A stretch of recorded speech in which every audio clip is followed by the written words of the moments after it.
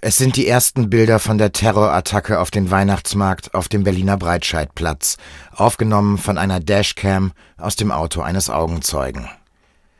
Berlin-Charlottenburg, Montagabend 20:02 Uhr. Die Ecke Kant-Hardenberg-Budapester Straße. Der LKW fährt mit hoher Geschwindigkeit aus der Hardenbergstraße ungebremst auf den Weihnachtsmarkt am Breitscheidplatz. Sekunden später. Menschen fliehen vom Tatort.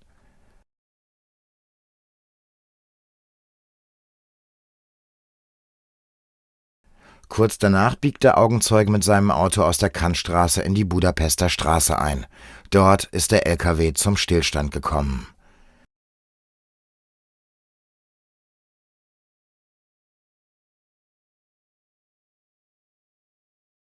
Bei dem Angriff sterben 12 Menschen, 48 werden verletzt.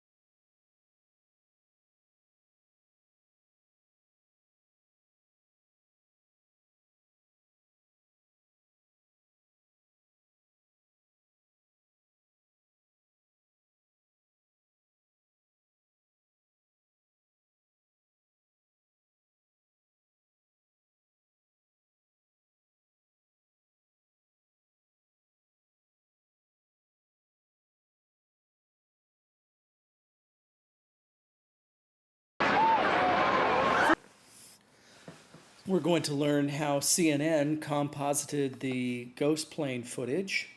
The first step is to stabilize the footage and remove the camera motion. The software analyzes each frame of video and shifts it around until the background is motionless. And it keeps track of that information in a graph like this that shows how far each frame was shifted. That's going to be important later on, as we'll see. And the result is this: the towers are held stationary in the background. Next, we'll add a plane. This is a stock 767 in Google SketchUp, and I've animated the view of the plane. You can see the view changes slightly and the shadows wrap around a little bit. I've colored it red so it'll stick out, and added some motion blur. And we insert it into the shot and give it a nice stable motion path. And we can adjust the scale of the airplane as the shot goes forward, making it go from larger to smaller so that it appears to get farther away from us. Oops, that's a little too much, but I can tweak that down a little bit. There, that's better. And the result is the plane flies straight across. Next, we need to disappear the plane into a layer mask. That's the outline of the mask in red. And the result is that the plane just disappears into that area. Here I've stopped it sort of half in, half out. So you can see that familiar look. Next, we need to add some shadows. Now, shadows can be calculated by software. I'm getting a little impatient, so I'm just going to hand paint them in Photoshop and throw something in there. You can see there's a little dark area that occurs below and to the left of where the plane goes in. That last little spot doesn't even belong there. I should probably get rid of that, but I'm going to hurry. I'm just going to leave it in there and see what happens. Next, we need to add some information that sort of represents a hole in the side of the tower. So I've taken the image of the actual hole that did occur to the tower later on, scaled it in there, and I've drawn a mask around it. And I've even gone and animated the shape of the mask over time so that the hole appears to grow larger and grow into that final shape that I drew. And the result is that the plane appears to disappear into this jagged hole. And we don't see any parts of the plane breaking off or any parts of the building breaking, so I'm going to try to cover a bunch of stuff up. Apple Motion has a large library of particle emitters. They give us things like smoke clouds, explosions, and dust explosions, and so forth. You can just simply drag and drop that information in, but you can also copy and paste information from existing video, which is what I'm going to do here.